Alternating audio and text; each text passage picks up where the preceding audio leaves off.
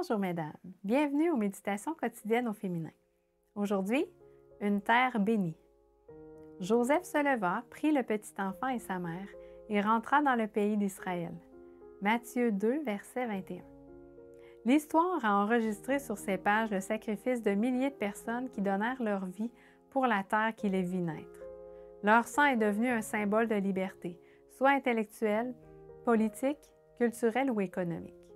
Vous connaissez certainement des histoires sur le passé, l'époque où, en haut, dans les montagnes, des gens luttaient contre l'Espagne pour la libération politique et économique de leur patrie. Ces personnes étaient disposées à renoncer à leurs aises, afin que d'autres, après eux, puissent jouir de la liberté à laquelle ils ne purent pas goûter. Une histoire, en particulier, devrait captiver toute notre attention. Cette histoire est aussi marquée par le sang, un sang versé par la vie et pour la vie.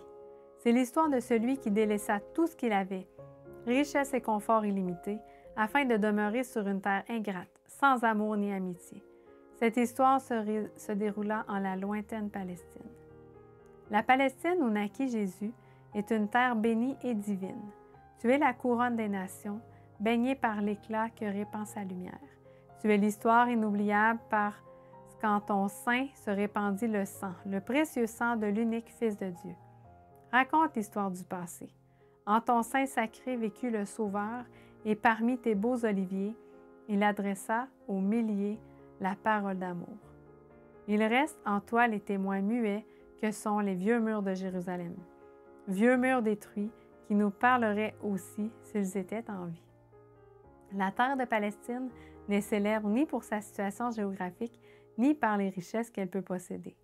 L'extraordinaire de cette région, comme notre planète en général, est que Jésus-Christ, le roi de l'univers, daigna venir y vivre. Sais-tu pourquoi?